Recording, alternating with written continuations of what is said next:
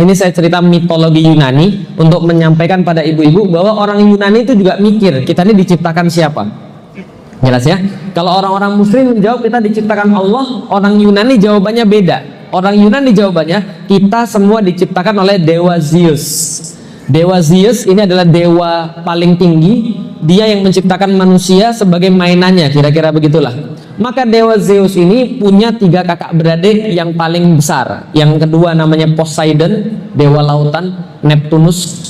Lalu kemudian satu lagi namanya Hades. Ini Hades ini dewa akhirat, kira-kira gitulah. Nah, itu adalah jawaban mereka. Nah, kalau gitu Zeus ini datang dari mana? Oh, dari dewa-dewa yang lain namanya Titan. Nah, Titan ini nggak tahu dari mana, dari alam semesta pokoknya. Titan menciptakan Zeus, Zeus menciptakan manusia. Nah, di antara manusia-manusia yang diciptakan oleh Zeus ceritanya, maka Zeus ini naksir sama peliharaannya sendiri, atau naksir sama manusia yang menjadi yang peliharanya sendiri itu. Maka dia menikahi manusia, kadang-kadang nggak menikahi sih, langsung menggauli manusia. Ini tapi gaul itu ada banyak kata ya, ini agak sedikit melenceng ya. Kadang-kadang ada orang bilang nggak boleh bilang ustadz gaul lah. Kenapa? Gaul artinya adalah setan, itu bahasa Arab bro. Bagus sekalian, ini bahasa Indonesia. Baik, kita balik lagi ke sini. Dia menggauli manusia yang menjadi ciptaannya sendiri. Hasil antara penggaulannya dengan manusia itulah jadi manusia setengah dewa. Manusia setengah dewa ini yang dikenal sebagai half man half god. Ceritanya menurut orang-orang Yunani, inilah kemudian anak-anaknya yang ada di bawah-bawahnya ini adalah hasil dia menggauli manusia. Jadilah manusia setengah dewa. Yang perlu saya sampaikan, Anda lihat, ini adalah cara orang-orang barat memperlakukan wanita-wanitanya. Dari situ mereka dapat pandangan hidup tentang apa posisi wanita dalam kehidupan. Paham teman sekalian? Peradaban Eropa kan Yunani Romawi. Nah, bagaimana cara Yunani dan Romawi memperlakukan perempuan? Mereka cuma menganggap perempuan cuma sebagai pabrik saja, tempat produksi anak. Dan ketika sudah produksi anak, wanita tuh nggak dianggap lagi sebagai sesuatu yang lain. Makanya wanita cuma dianggap sebagai, mohon maaf banget, pemuas laki-laki. Itu dalam pandangan Barat. Nggak percaya? Coba lihat. Yang pernah pergi ke Eropa, angkat tangan yang pernah pergi ke Eropa. Pernah pergi ke Eropa? Kalau nggak lihat TV di Eropa udah pernah? Oke. Di Eropa banyak patung atau tidak? Banyak. Laki-laki atau perempuan yang banyak? Laki-laki atau perempuan? Perempuan. Pakai baju atau tidak? Enggak. Saya pernah ke Eropa, pergi ke gereja-gereja yang sudah nggak kepake, masuk itu patung-patung sangat banyak sekali, dan patung-patung perempuan telanjang di gereja, patung-patung perempuan telanjang di tempat-tempat umum. Begitulah mereka memperlakukan perempuan. Perempuan yang bagus adalah perempuan yang telanjang bagi mereka. Dan zaman dulu perempuan yang cakep tuh yang gendut, tahu sekalian. Maka kalau kita lihat di Eropa tuh nggak ada yang namanya patung langsing, tuh nggak ada, gendut-gendut semua. Karena zaman dulu gendut itu bagus gitu ya. Ustaz, kemarin kalau ada yang bilang bahwa perempuan soleha itu di bawah 55 kilo, itu di Arab. Oke, nanti saya kenal lagi masalah gitu kan ya. Enggak.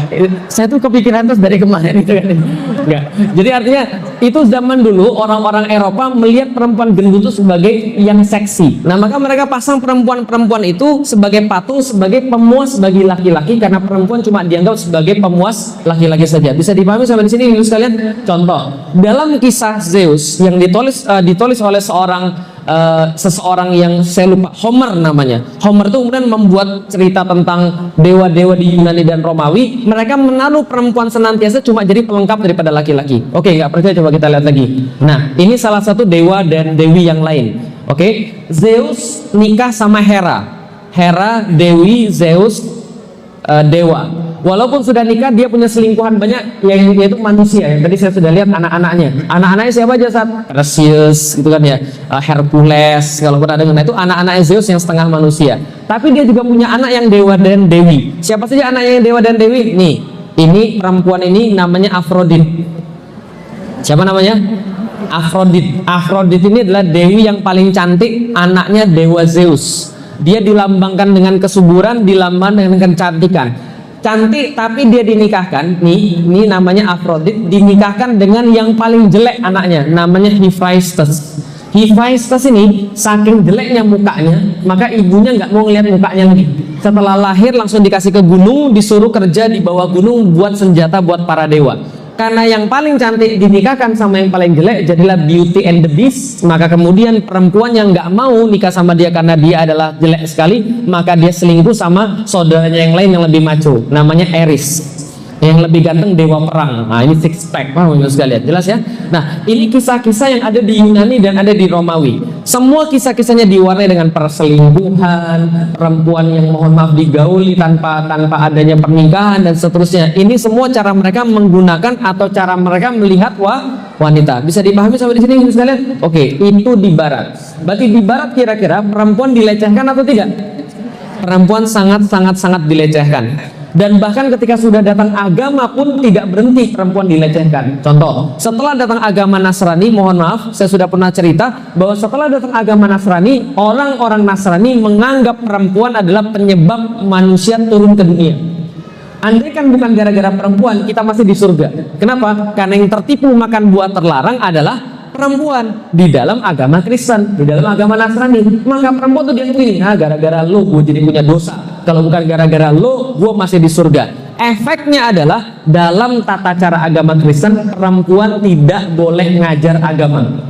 Perempuan tidak boleh mempelajari agama secara mendalam. Kenapa? Karena mereka perangkapnya setan. Itu yang diyakini. Maka perempuan-perempuan di zaman dulu punya struktur sosial yang rendah. Contoh misalnya di Eropa, cerita-cerita tentang misalnya tentang segala macam tentang tales dan sebagainya. Pertanyaan saya, penyihir itu baik atau buruk? Baik atau buruk? Oke, berarti penyihirnya lebih banyak laki-laki atau perempuan? Contoh, Putri Salju, penyihirnya laki-laki atau perempuan? Perempuan. Apalagi misalnya Hansel and Gretel, penyihirnya laki-laki atau perempuan? Semua penyihir jahat itu perempuan. Tapi begitu penyihirnya laki-laki pasti baik. Merlin, Albus Dumbledore, katanya. Nah itu baik-baik semua. Kenapa? Karena perempuan penyihir itu senantiasa disalahkan kalau di satu tempat ada wabah penyakit. Jadi Eropa di zaman dulu, ketika Islam sudah punya dokter, Eropa itu ketika ada wabah penyakit, mereka langsung cari siapa perempuan yang rambutnya merah, matanya tajam, yang kelihatannya dia adalah setan, dibakar. Setelah dibakar, biasanya wabahnya sembuh. Kalau nggak sembuh, cari lagi penyihir yang lain untuk dibakar. Karena pasti ada penyihir wanita di tempat-tempat kita ini. Bisa dipahami teman sekalian. Itu cara Eropa memperlakukan wanita. Kira-kira bagus atau tidak? Jelek. Wanita-wanita cuma kerjanya di pub, cuma kerjanya di tempat-tempat minum laki-laki, di bar gitu kan ya. Lalu kemudian mohon maaf cuma diambil kemudian kenikmatan-kenikmatan tertentu saja. Cuma itu saja kemudian bagi perempuan. Itu di Eropa. Kalau di Asia kira-kira gimana? Nah ini di Asia. Saya tutup juga beberapa bagian supaya ibu-ibu nggak stres ini ya. Nah ini adalah satu proses di Asia. Ada yang tahu proses apa ini? Lihat ada perempuan di sini. Dia kira-kira lagi ngapain? Dibunuh ya. Dibunuh. Kira-kira ini proses apa? Ada yang tahu? Ada yang tahu ini proses apa? Ini proses pembakaran mayat di dalam agama Hindu, tradisi India, yaitu dinamakan dengan sati. Coba kalau nanti mau cari di Google, sati. Jadi tradisi pembakaran mayat dalam agama Hindu atau India disebut dengan sati. Kalau dalam dalam bahasa Indonesia disebutnya ngaben. Pernah dengar? Nah ini lihat nih. Nah, ini suaminya sudah meninggal, lalu kemudian dibakar. Baik ibu-ibu sekalian, boleh agak rapat sedikit, yang di luar kepanasan katanya mau masuk. Oke silahkan maju dikit aja. Saya nggak gigit kok bu, cuma nelen aja saya. Agak maju dikit, nah kan bisa lihat dengan jelas. Nah monggo silahkan. Kalau mau berdiri dulu sedikit, terus kemudian rapat-rapatan. Kan ibu-ibu kan suka tempel-tempelan, gitu kan? Silahkan. Nah biar yang di depan bisa masuk. Alhamdulillah. Insya Allah ya, nggak apa-apa ya. Insya Allah barokah. Oke, silakan yang di atas bisa masuk. Yang di luar bisa masuk, silakan. Mudah-mudahan nggak kepanasan. Oke. Nah, ini lihat nih yang di bawah ini. Yang di bawah ini adalah suaminya yang dibakar. Kenapa? Karena suaminya meninggal. Dalam tradisi India, sati itu, kalau seorang laki-laki suami itu meninggal, maka istrinya juga ikut dibakar. Kenapa? Karena istrinya adalah milik dia ketika dia sudah nikahi. Bisa dipahami teman sekalian. Dan ini masalah besar. Jadi kalau pas Anda ini misalnya contoh beragama ini, Anda pas sebelum nikah, Anda harus fit and proper test dulu. Ini suaminya cepat mati atau enggak, mau sekalian. Kalau cepat mati nanti Anda ikut dibakar juga. Ini cara mereka memperlakukan perempuan. Anda pernah lihat foto-foto di Bali zaman dulu, agama-agama yang lain? perempuan-perempuan dadanya terbuka.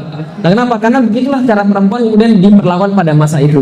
Nah, bisa kita lihat ini cara mereka memandang perempuan. Bagaimana dengan agama? Nih yang sudah saya ceritain tadi. Yahudi, dalam Talmud dikatakan seorang lelaki Yahudi diwajibkan membaca doa berikut setiap hari. Terima kasih Tuhan karena tidak menjadikanku seorang kafir, seorang wanita atau budak belian. Berarti wanita sama dengan budak, sama dengan kafir. Bila lelaki Yahudi yang telah dewasa bersetubuh dengan anak perempuan, maka itu tidak mengapa. Maka ini adalah kemudian bagaimana cara mereka memperlakukan perempuan. Kalau di dalam agama Kristen gimana? Sama. Lagi pula bukan Adam yang tertipu, melainkan perempuan itu yang tertipu dan jatuh ke dalam dosa. Berarti manusia jatuh ke dalam dosa gara-gara siapa? Laki-laki atau perempuan? Perempuan. Di dalam Al-Quran gara-gara laki-laki atau perempuan? Gara-gara laki-laki atau perempuan? Dua-duanya. Itulah hebatnya di dalam Islam. Allah adil, Allah nggak nyalain perempuan.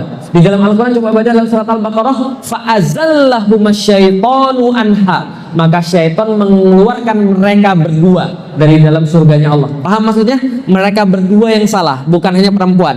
Tapi dalam permasalahan Kristen yang salah adalah perempuan, bukan laki-laki. Jelas sampai di sini? Oke, kalau gitu kita lihat. Teman-teman sekalian, dulu banyak perempuan-perempuan dibakar, yang sudah saya sampaikan. Karena kalau di Eropa ada sesuatu wabah penyakit yang disalahkan adalah perempuan. Dalam tahun 1481 sampai 1499, maka Mahkamah Investigasi Gereja sudah membakar kurang lebih 10.220 orang.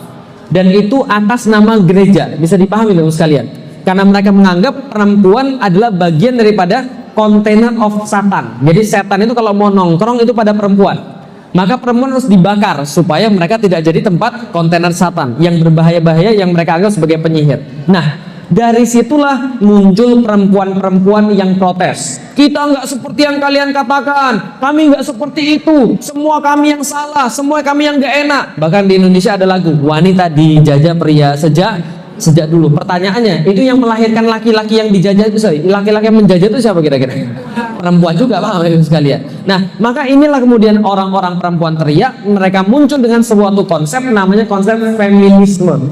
Apa itu konsep feminisme? Kami bosan diperlakukan tidak adil, kami bosan disalahkan, kami bosan dibawanya laki-laki, kami mau yang setara, kami mau dengan apa yang laki-laki lakukan. Kalau laki-laki bisa, kami juga bisa. Paham sampai di sini konsepnya?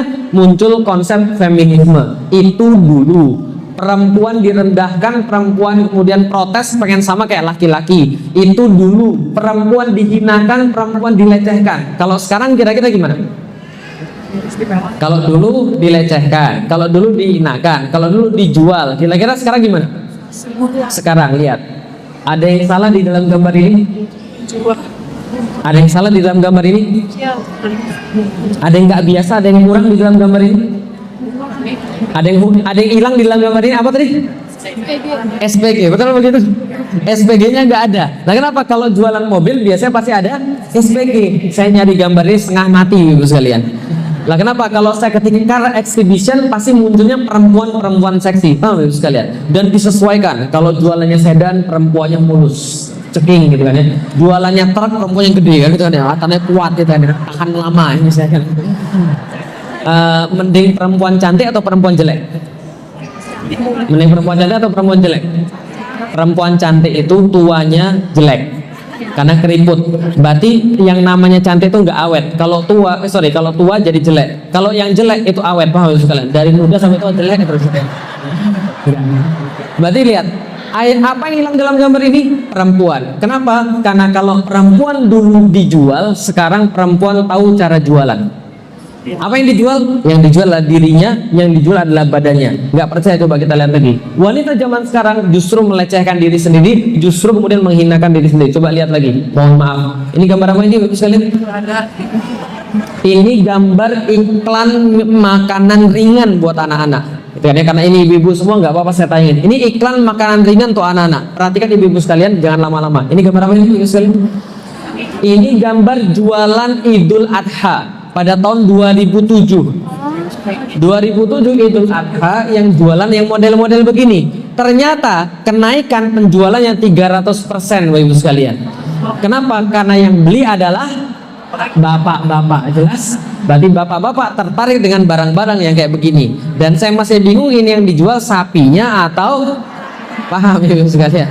Jelas sampai di sini? Coba kita lihat.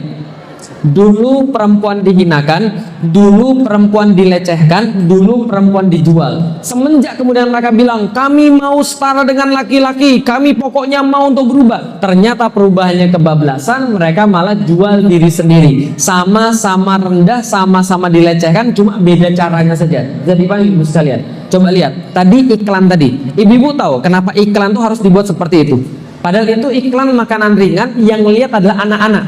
Tapi mereka punya standar Hollywood itu ada. Ketika mereka buat film, mereka harus memasukkan 3 hal. 1, thriller, yang kedua action, yang ketiga seks. Baru kemudian film itu akan laku dijual.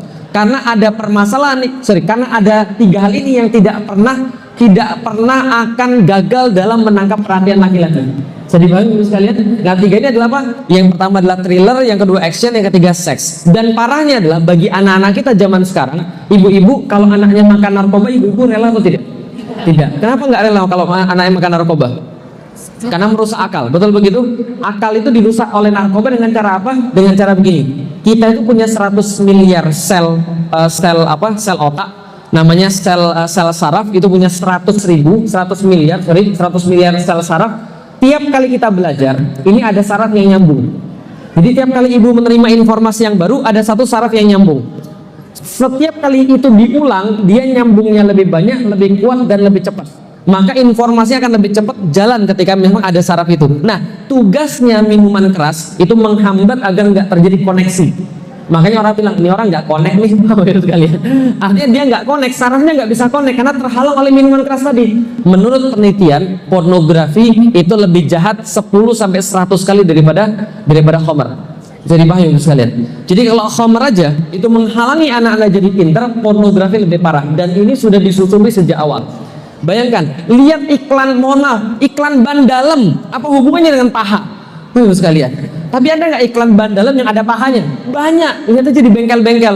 Di bengkel-bengkel tuh bukan hanya ban dalam, tapi bahkan kemudian kalendernya gambar-gambar cewek. Lah kenapa? Karena cewek sekarang dijadikan sebagai komoditas jualan. Akibat mereka pengen jadi kayak laki-laki, kebablasan karena nggak tahu caranya, malah jadi menghinakan diri sendiri. Bisa dipahami di sini sekalian? Oke, kalau gitu saya pengen masuk lagi. Tidak hanya itu, tapi para feminis yang kebablasan ini akhirnya malah menuduh Al-Quran dan menuduh Islam sebagai biang keladi daripada perempuan yang dilecehkan.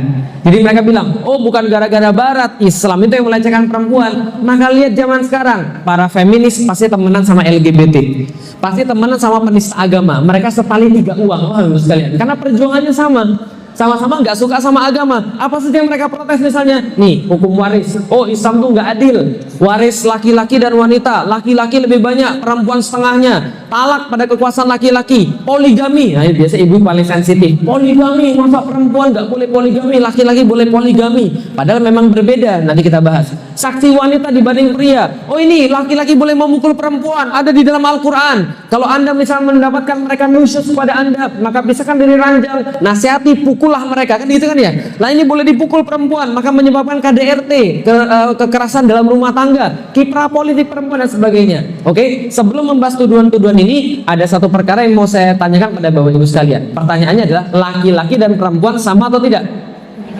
Laki-laki dan perempuan sama atau tidak? Kita coba buktikan sama atau tidak. Sayang bapak-bapaknya di bawah, dan tidak apa-apa kita tes pada ibu-ibu saja. Di depan ada warna dan tulisan. Sebutkan warnanya. Jelas? Sebutkan apa? Warnanya. Bukan tulisannya ya, tapi sebutkan apa tadi? Warnanya. Oke, siap? Nggak boleh nge-lag ya. Oke, apapun yang muncul sebutkan apa tadi? Bagus. 1, 2, 3. Warnanya. Jelas? Oke, ini warnanya apa?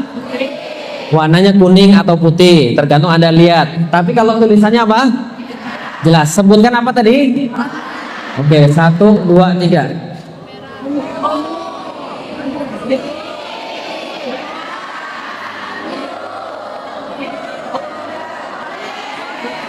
Pusing? Oke, coba sekali lagi. Konsentrasi. Sebutkan apa tadi? Warnanya. Oke, 1, 2, 3.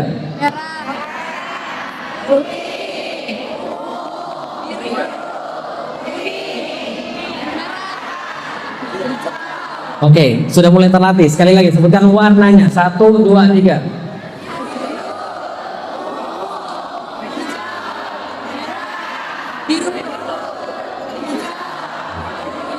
Oke, terima kasih. Apa kemudian bisa kita ambil dalam tes ini? Dalam tes ini ibu sekalian, susah atau tidak? Susah. Tapi anak-anak TK bisa sempurna menyebutkan. Lah kenapa? Karena mereka nggak bisa baca, Pak, sekalian.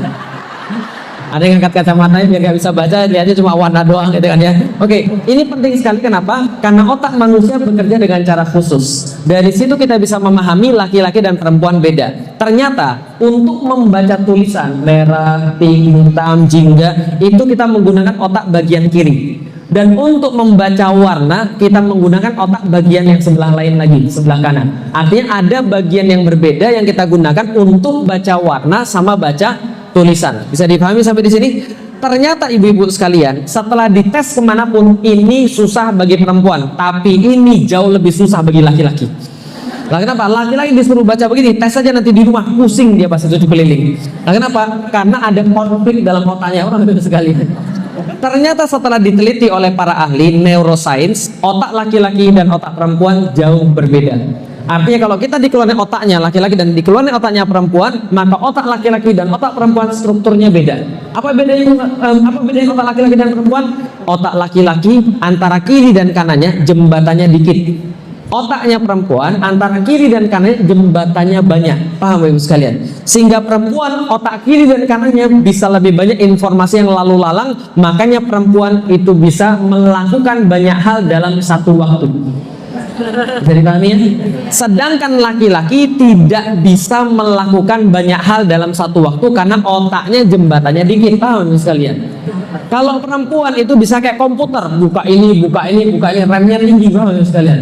Nah, perempuan itu diciptakan oleh Allah dengan rem yang lebih tinggi daripada laki-laki.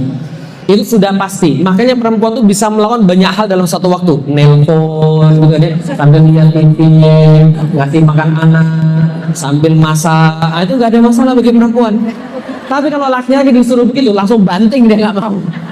Mendingan saya tidur aja. Lah kenapa? Laki-laki nggak bisa multitasking, sedangkan perempuan bisa multitasking. Makanya menjadi masalah kalau Anda tidak paham hal seperti ini. Laki-laki itu nggak bisa multitasking. Jadi kalau laki-laki lagi melakukan sesuatu, Anda jangan bandingi dengan yang lain. Contoh misalnya, Anda lagi di rumah ngobrol sama suaminya, dia lagi ngobrol sama Anda sambil main HP, jamin kena marah. Pasti kena marah, langsung diambil HP dibanting. Gimana kamu bisa ngomong sama saya kalau kamu perhatian sama yang lain? Paham ya sekalian? Karena laki-laki berpikir dengan cara dia. Bagi dia tidak mungkin bisa perhatian kalau dia melakukan sesuatu yang lain kecuali yang sudah latihan. Tapi defaultnya laki-laki tidak bisa multitasking. Perempuan bisa multitasking. Lah perempuan pasti marahin. Dia mikir begini, bisa kok dari tadi saya juga perhatian gitu kan ya. Tapi sebenarnya laki-laki melihat dirinya nggak bisa.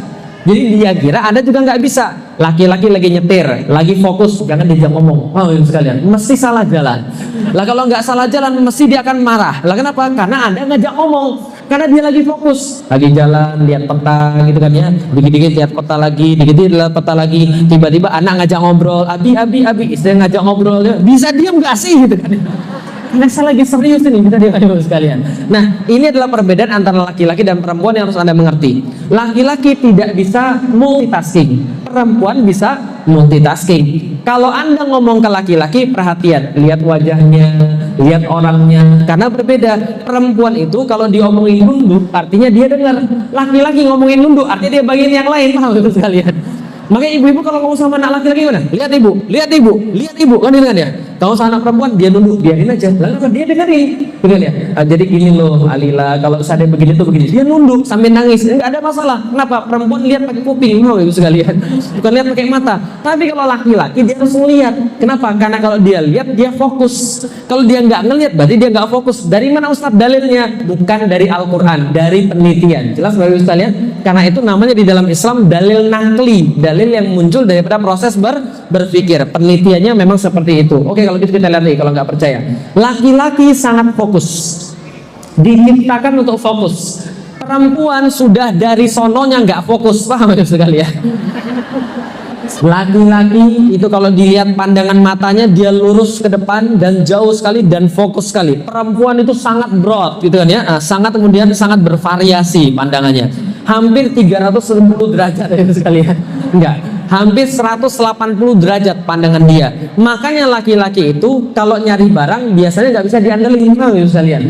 Nah, Umi kos kaki di mana? Ada di situ. Nggak ada? Ada. Di mana? Di lemari paling bawah. Nggak ada. Ada. Kamu sini dulu deh. Istrinya datang. Ini apa? Ini apa? Sering banget ya? Oh iya, memang laki-laki begitu. Laki-laki memang nggak bisa lihat pinggir-pinggirnya kok. Tapi itu keuntungan buat Anda. Kenapa keuntungan? Kalau dia lagi jalan di mall, dia mau ngelirik cewek yang lain, dia harus ngelihat begini. Kalau perempuan enggak, dia kayaknya lihat ke depan, lihatnya ke sini kan. Oke, sekalian coba kita lihat lagi. Wanita itu 4 sampai 6 kali lebih sering menyentuh sesamanya dibanding pria.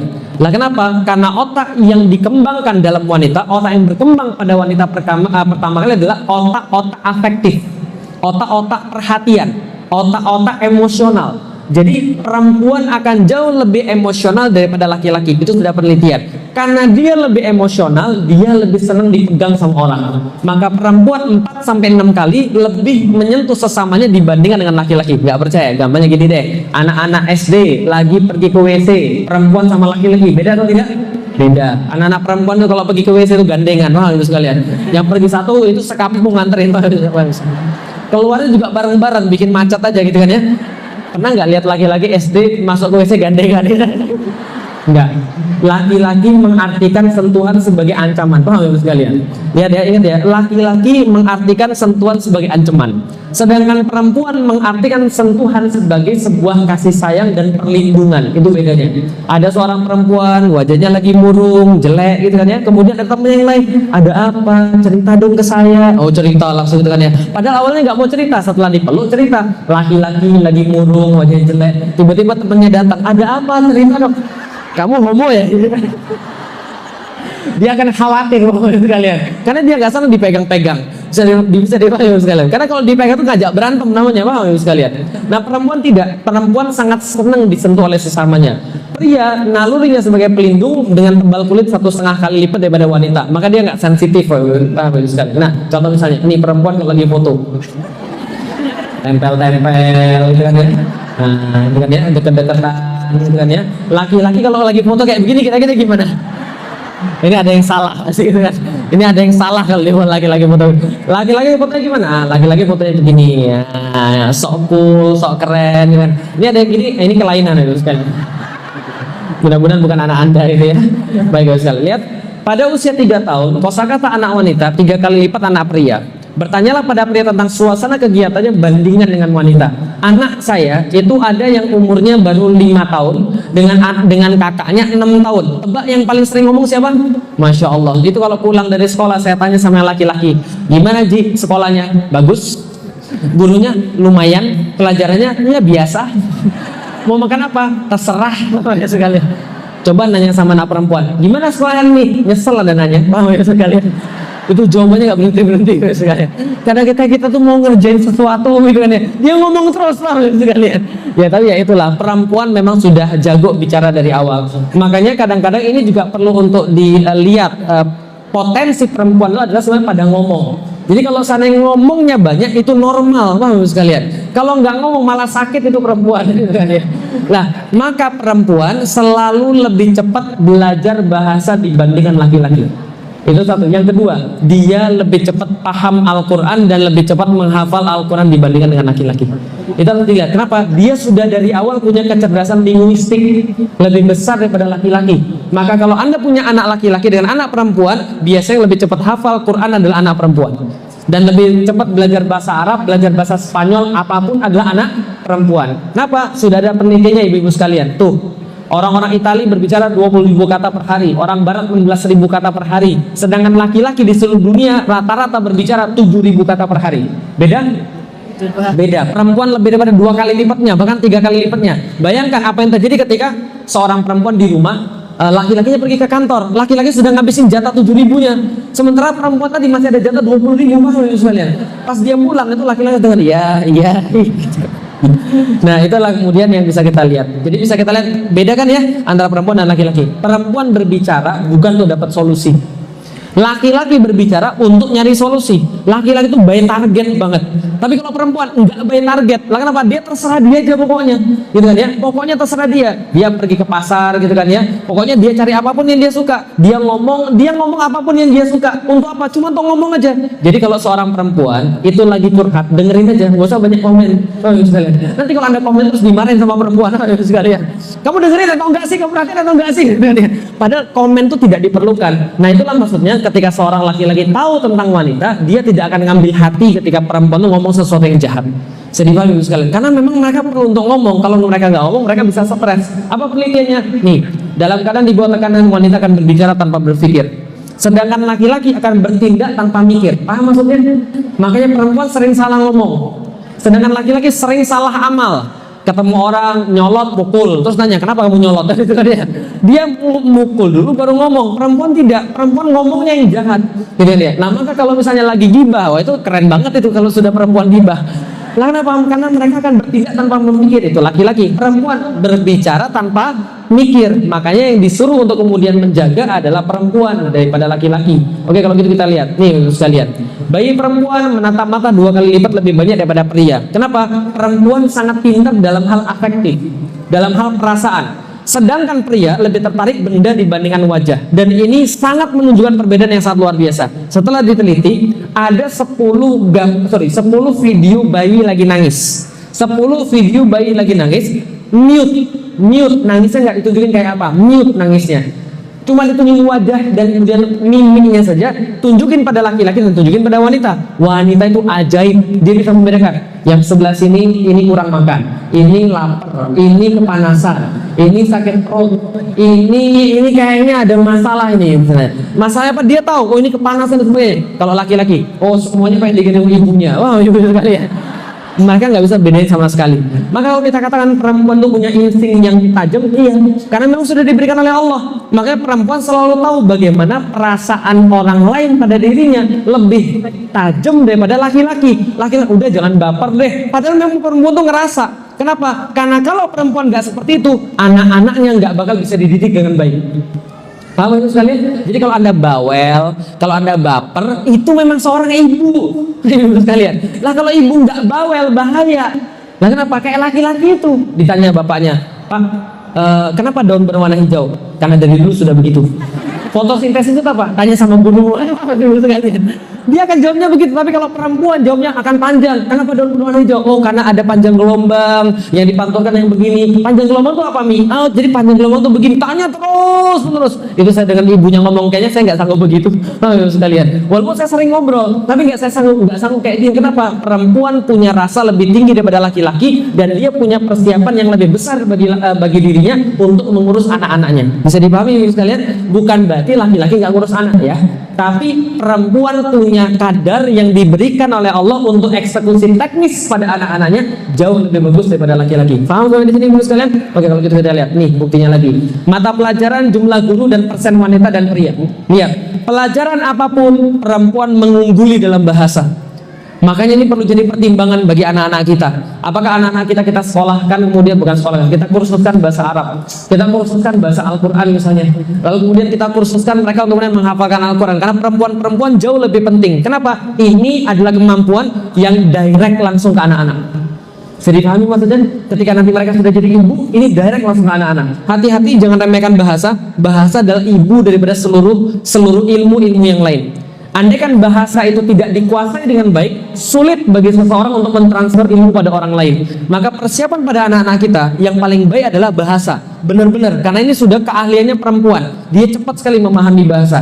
Bisa apa lagi bisa kita lihat? Nih, guru fisika, guru matematik. Fisika selalu pria, matematik selalu pria. Kenapa? Perempuan memang tidak punya modal yang cukup di dalam masalah-masalah logika dibandingkan dengan laki-laki. Ada ustadz yang pintar? Ada, tapi nggak default. Bisa dipahami sekalian?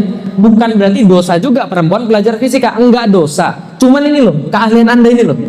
Kenapa semua telemarketer perempuan? Kenapa semua telemarketer perempuan? Karena perempuan punktuasinya lebih bagus. Assalamualaikum warahmatullahi wabarakatuh, selamat siang, ada yang bisa saya bantu? Gitu kan ya. Punktuasinya bagus, laki-laki nggak belepotan kemana-mana, apa yang bisa lihat. Nah, ini kemudian bisa kita lihat perbedaan antara laki-laki dan perempuan. Seluruh pekerjaan yang bidang logika, yang harus muter-muter kepala, muter-muter ruang di kepala ini, semua dikuasai oleh laki-laki. Kalau nyetir, lebih bagus mana nyetir, laki-laki atau perempuan?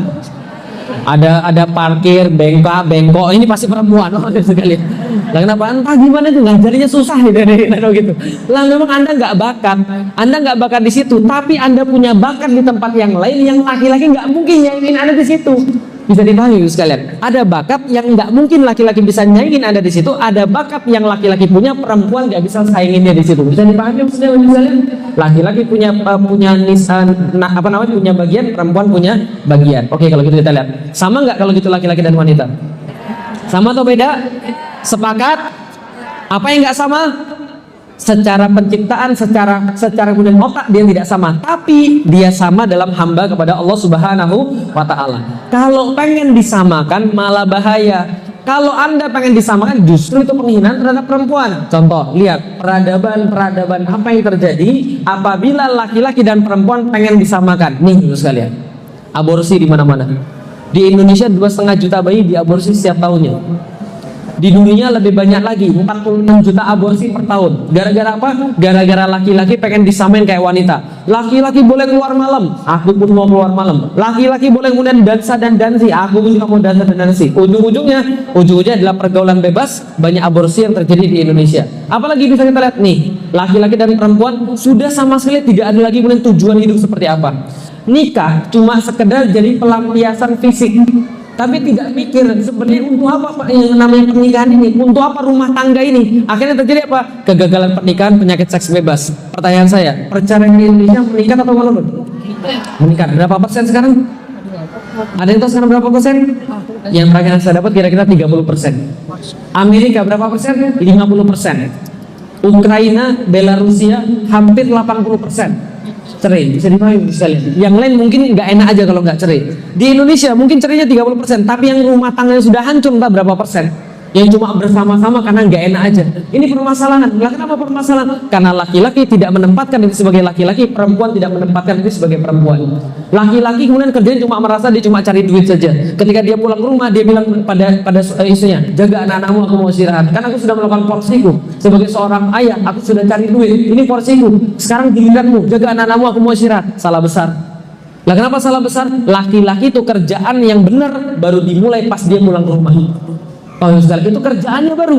Loh, harusnya Anda protes. Loh, kerjaan Anda itu di kantor atau di rumah? Laki-laki yang benar, yang tahu Islam, dia tahu proses kerjaan itu dimulai di rumah.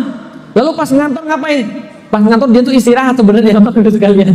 Karena belum kerjaannya itu. Dia istirahat daripada kerjaannya itu mendidik anak dan istrinya. Itu adalah seorang laki-laki. Loh, tapi itu berat banget bagi saya. Kalau nggak mau jangan jadi laki-laki. Paham ibu sekalian? Karena laki-laki diberikan kelebihan dalam bidang itu untuk menjadi seorang pemimpin. Nah, pemimpin itu pasti punya pengorbanan. Lah, perempuan juga seorang pemimpin, iya, tapi di rumah. Bisa dipahami ibu sekalian. Pemimpin bagi keluarganya di rumah. Nah, inilah kemudian menjadi masalah ketika laki-laki tidak tahu diri sebagai laki-laki, perempuan tidak tahu diri sebagai perempuan, terjadilah kegagalan pernikahan. Angka kegagalan pernikahan meningkat, penyakit seks bebas. Contoh, yang paling atas paling kiri. Gambar apa itu? Children daycare. Boleh nggak children daycare? Boleh-boleh aja sih. Cuma Anda harus tahu fungsi pendidikan paling utama itu adalah bagi seorang ibu. Bisa dipahami? Saya pernah nulis begini.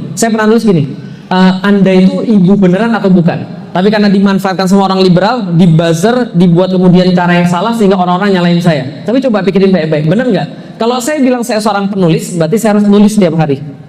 Kalau Anda bilang Anda seorang, misalnya contoh seorang kuliner, ahli kuliner, Anda harus makan tiap hari dengan makanan-makanan enak, betul begitu? Kalau misalnya Anda mengatakan bahwa Anda seorang pekerja karyawan, berarti hidup Anda setiap hari paling banyak menjadi karyawan, kan itu kan ya? Kalau seorang ibu kan berarti harusnya dia paling banyak jadi seorang ibu, benar nggak sih?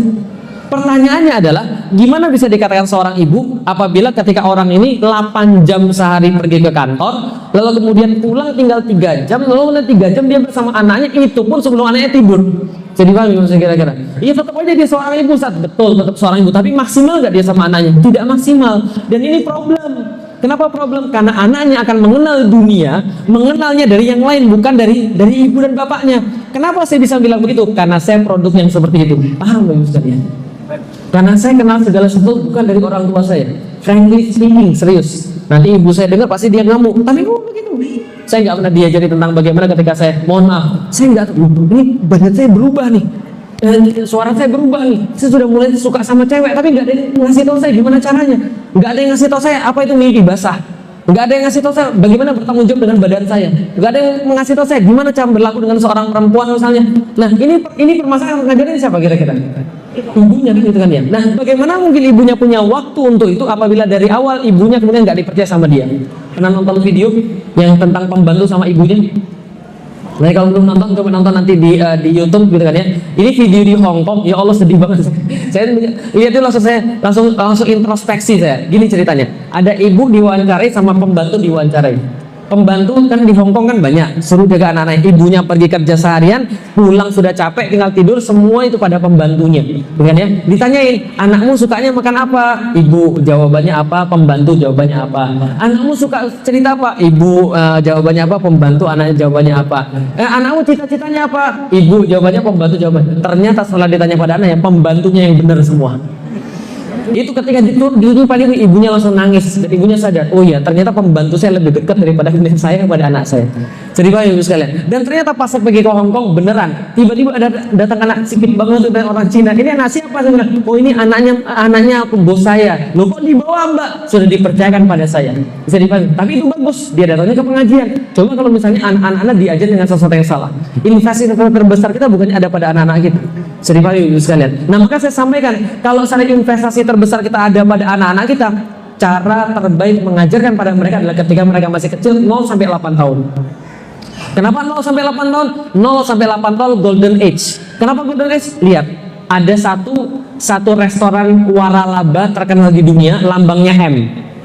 Itu adalah restoran yang punya tempat bermain paling luas di seluruh dunia.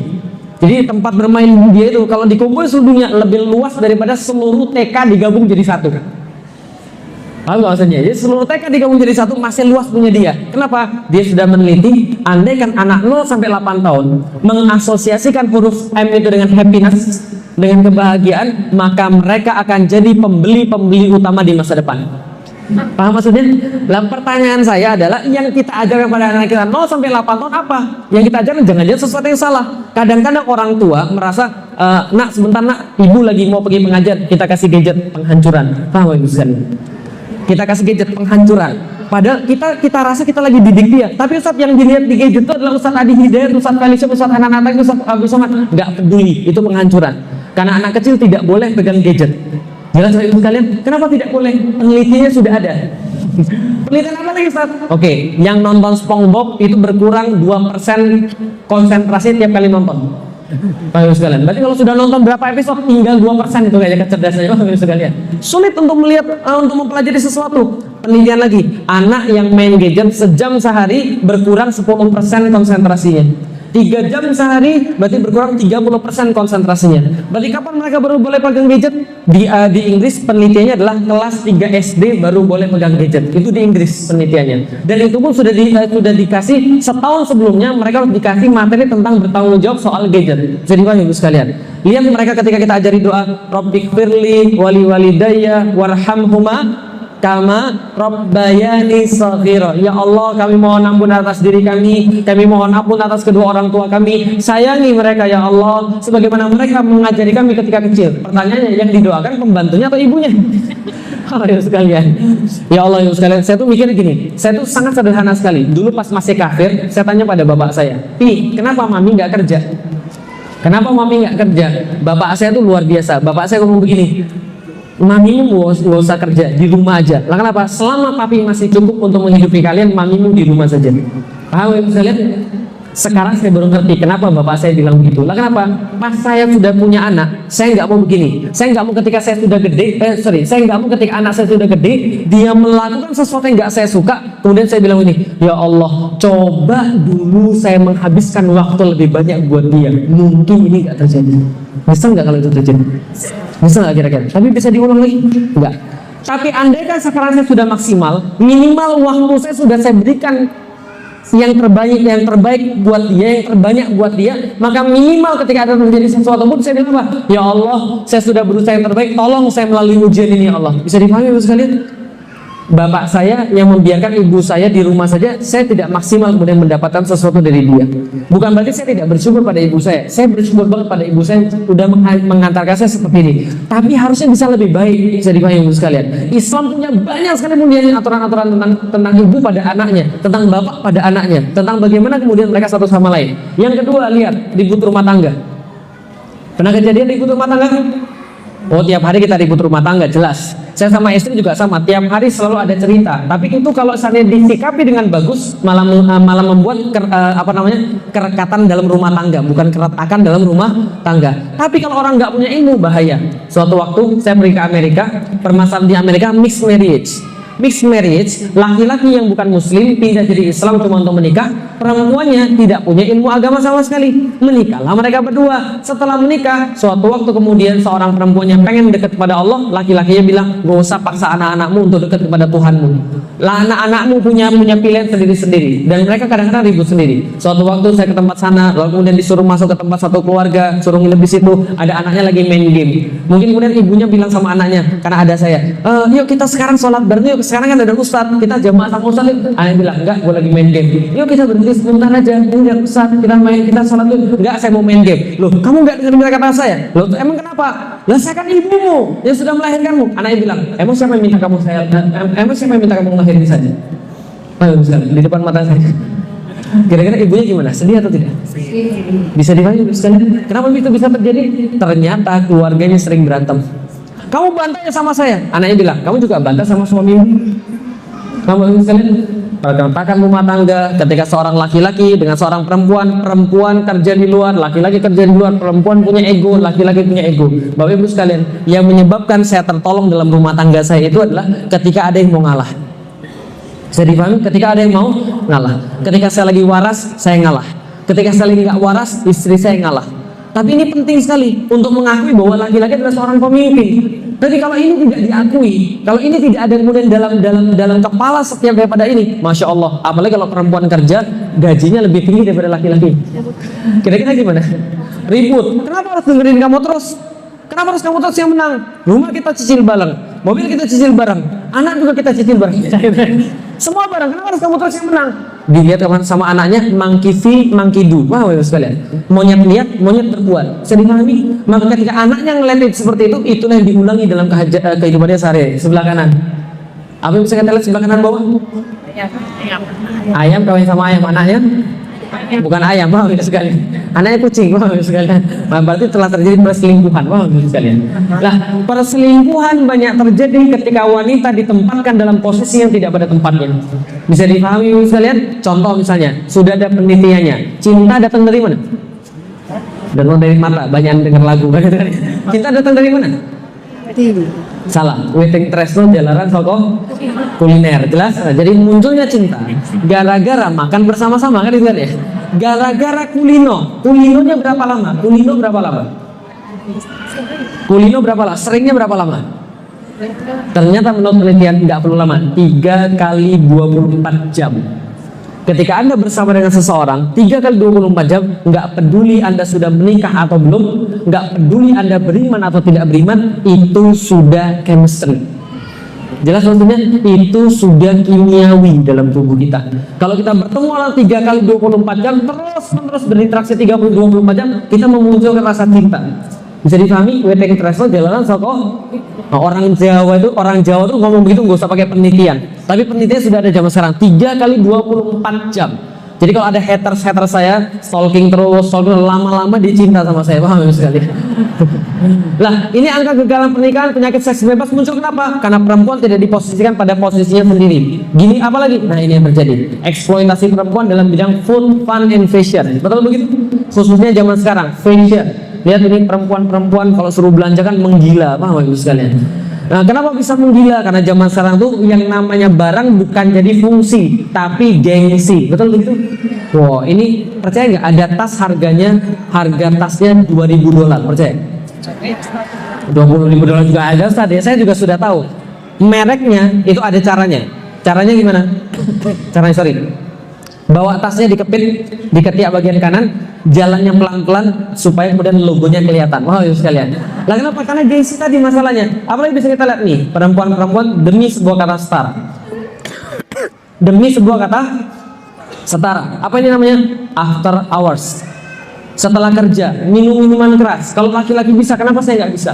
Kalau laki-laki bisa fun, saya juga bisa fun dong. Dan ini mulai dari sekarang. Dan banyak di Jakarta. Ketika dia after hours, minum minuman keras, kadang-kadang swing. Tahu swing? Kalau nggak ada tahu, ini ibu baik-baik semua kayaknya. Swing itu Anda punya laki-laki, Anda punya suami, dia juga punya suami, datang ke satu tempat sudah disepakati gantian. Dan itu sudah masuk di Indonesia. Lama sekali masuk di Indonesia. Saya minum sebentar ya.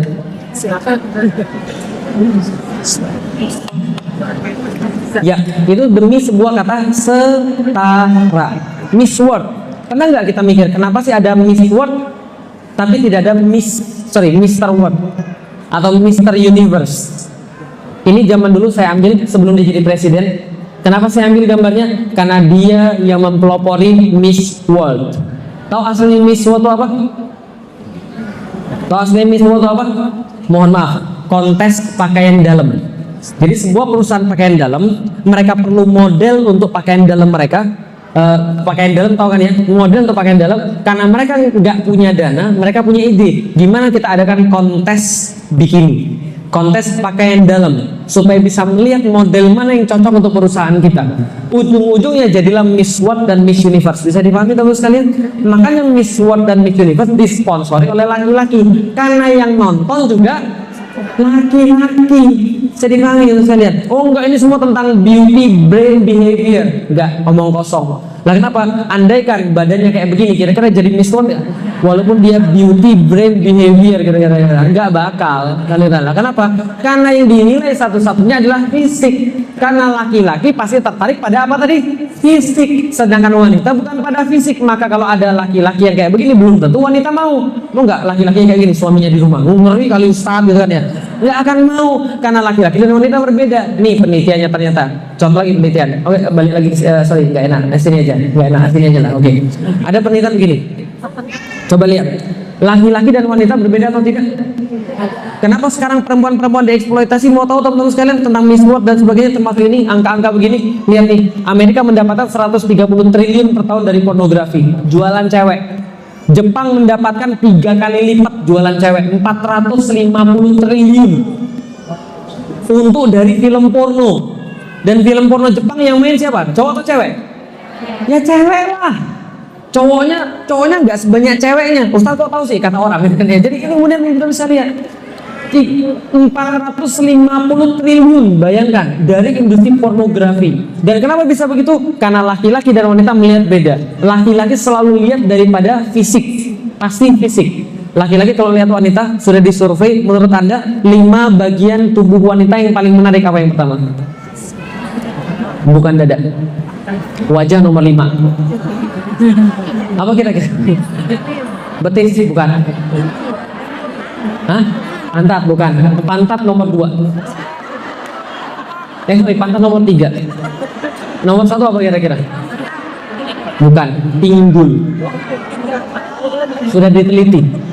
Pinggul nomor 1, nomor 2 dada, nomor 3 bokong, nomor 4 baru seterusnya. Kenapa bisa gitu? Itulah kenapa perempuan itu sangat pengen terlihat baik. Maka mereka walaupun menderita, mereka pakai high heels. Kenapa pakai high heels? Betul, bagian yang paling di-endorse oleh high heels adalah pinggul. Kenapa laki-laki lihat pinggul? Itu sudah bawaan bawah sadar. Karena pinggul itu menentukan proporsi atas dan proporsi bawah sekaligus kesuburan wanita. Sedikit sekali kalau laki-laki itu nyari seorang perempuan, kalau dia serius dia akan nyari perempuan yang subur, dan itu dilihat dari pinggulnya. Sedikit sekalian, itu laki-laki. Makanya kenapa perempuan itu kalau pakai jilbab harus kemudian tidak boleh kelihatan pinggulnya. Zaman sekarang malah dilihatin pinggulnya, wah sekalian. Ya itu yang dicari oleh laki-laki. Bisa dipahami sekalian. Sedangkan berbeda, seorang perempuan lihat laki-laki pertama kali dilihat apanya? Pinggulnya, enggak. Ya dilihat apa kira-kira? Oh uangnya, ini materai ibunya. Ternyata tidak. Ternyata menurut penelitian yang pertama kali dilihat oleh perempuan adalah humornya. Oh iya. Maka perempuan itu selalu suka sama cowok yang bisa ngelucu.